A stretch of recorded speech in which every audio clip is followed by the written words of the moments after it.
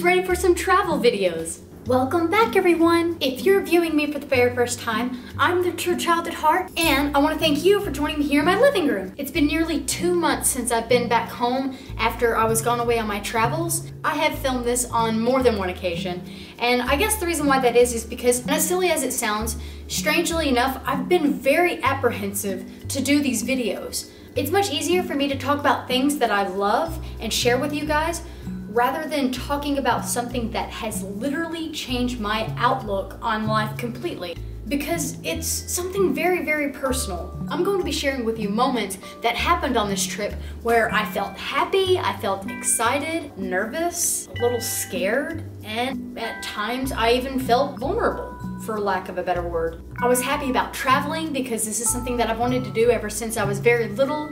I was excited because I'm going to a new country. I was nervous because this was the first time I had ever left the country. And I was vulnerable because there were times on this vacation where I got really ill. But that's the beauty of traveling. That's the wonderful thing about going out and seeing the world. There are times that are not so pleasant as you might think. So with all that in mind, I'm here to share it with you. Now, as I said, I tried filming this more than once, and not just with me, but I wanted to introduce you to my husband. I've tried introducing him in the past. He hates being in front of the camera. He hates having the spotlight on him. He does not want to sit down with me and do a video, and he's a pretty private person. So since he's gonna be a stick in the mud, I'm going to take this opportunity and properly introduce you to my husband. I'm sure by now that you've met our two silly Shibas, Boo Bear and Susie Bear. They are extremely energetic and always fun to be around. And I think the reason why that is because of their owners. You guys already know a little bit about me, but I want you guys to meet the other owner of our two Shibas. Now, forgive me for being cheesy, but this is just how I get when I talk about my husband. This is just who I am. Everyone, I would like for you to meet Kuma. He is my best friend, my closest companion, my cuddly teddy bear, and more importantly, he's my soulmate. Some of you might find astrology kinda silly, but if you look at our zodiac signs, Kuma is a Sagittarius and I just happen to be an Aries, which it turns out our signs are the most compatible on our zodiac charts. So I guess you can say that we are star-crossed lovers. I'm sure that most women can agree with me that one thing that a woman loves is a guy with a sense of humor. He is by far the silliest and goofiest man I have ever met. And the one thing that I love the most is that I can truly be myself around him. As silly as he is, he can be pretty shy as well. Hello. Even getting him to say hello on camera can be difficult. Say hi. Say hi. The number one passion that we share between us is our love of being outdoors, exploring nature, and traveling. He is the best traveling companion you could ever ask for. And that is why I am proud to call him my Kuma. For those of you who are unaware, Kuma means bear in Japanese. Now, the nickname Kuma comes from his love of bears and my fascination with Japanese culture. And I gave him that nickname because I think it suits him best. Now that you all have met the one that has stolen my heart away, it's time to join me and Kuma as we travel to his home country, visit the place where he was born, and meet his loving family. We shall begin on the day before we took off. Me and Kuma have been preparing this trip for nearly a half a year. We had to buy the plane tickets in advance, I had to get my passport, we had to get everything sorted, including finding a doggy daycare that would take care of our two Shibas for that long period of a time. As soon as we took care of all that, we were ready to go to Indonesia. It was in the middle of December. We took the two bears and we took all their belongings to the doggy daycare. We said our goodbyes. It was kind of sad because it was the first Christmas that we didn't spend with the bears. We just really didn't like the idea of leaving them for that long period of time. But of course we knew we would be back within a month, so I guess I just had to get over the fact that we couldn't take them with us. After we dropped them off, we went back home, passed out, woke up early in the morning, and headed out to the airport. Our first flight was from Omaha, Nebraska, all the way to Phoenix, Arizona.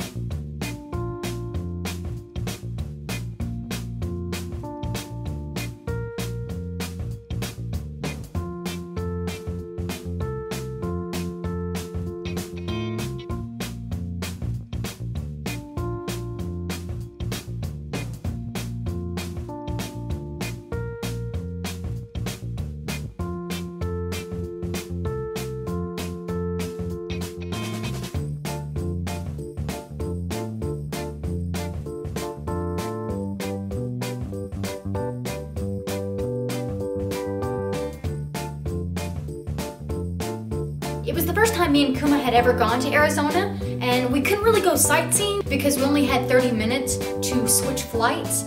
So we grabbed a quick breakfast and a cup of coffee and we hopped on the plane.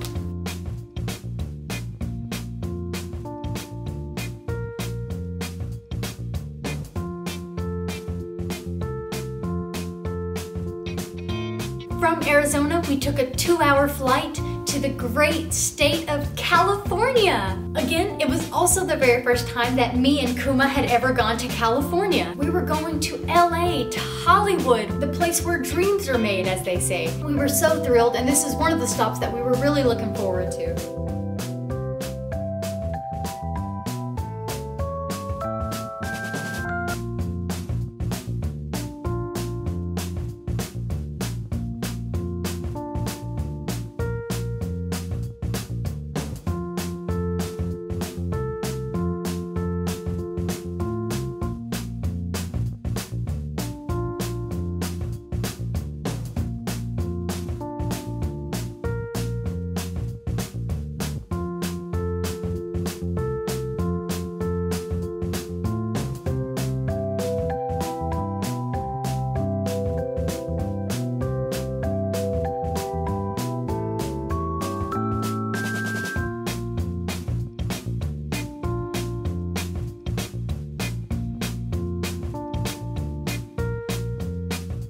After the 2-hour flight, we landed at the world-famous international LAX airport. We took a shuttle bus to Avis.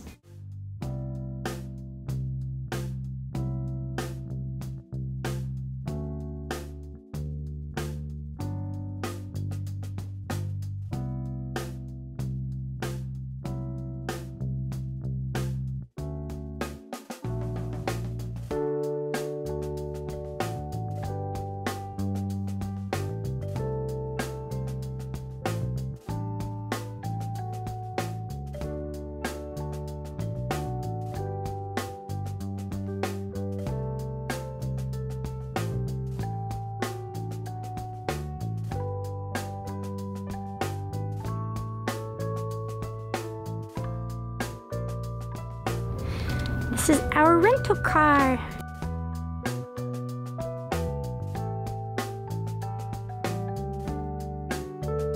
Now we had a GPS on hand and we were looking and we found we were not that far away from Hollywood Boulevard. We're here. Hey, let me shut the door. We made it to Los Angeles. Look at that, just gorgeous, gorgeous clouds. Beautiful blue skies. Palm trees everywhere. Hi, baby. We're about to go drive around LA, go see the sights, and then after that, we're gonna head to Taiwan. Yeah, here we go.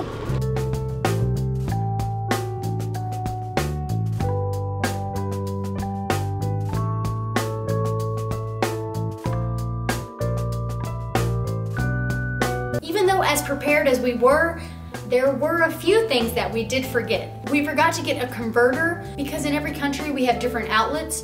And so from there, as we were driving, we spotted a Best Buy and a Target. We ran in there and we found the things that we needed.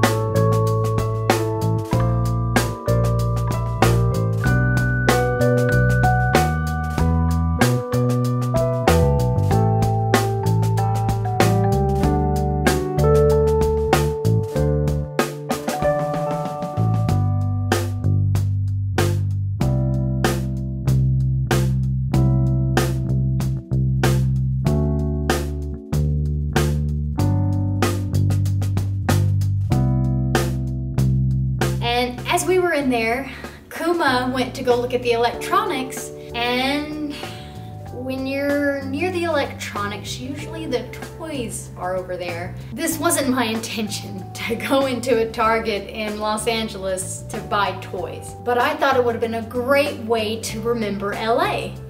So while I was in there and he was looking at converters, I kind of wandered off and found the My Little Pony section, and I grabbed 3 souvenirs. As you guys know, in my Chicago video, the one thing that I collect, and especially when I go away on my travels, I collect plushies. So as I was looking at the My Little Pony section, I saw something that has not been released yet back in Nebraska.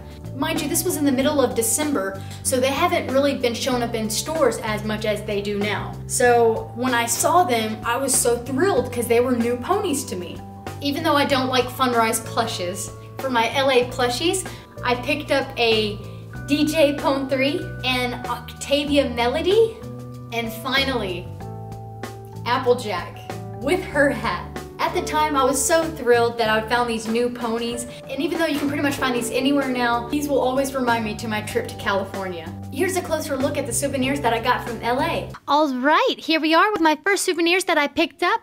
I bought 3 of these My Little Pony plushes for $5.99 each, and they all come in the same size, which is roughly about 5 inches, maybe 4 inches, give or take. Their manes and tail are made up of the same kind of material.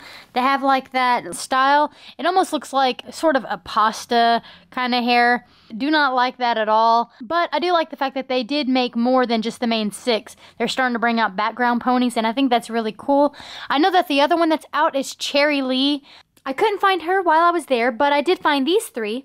You'll notice that with each pony, their face shape looks a little different. Octavia's face is elongated. DJ Pone 3 kind of has like a triangle shape to her. I think it's probably just the horn. And Applejack's face looks a little bit more round. I'm not sure if it's how they make the plushies different or if they're trying to obtain the different characteristics for each pony.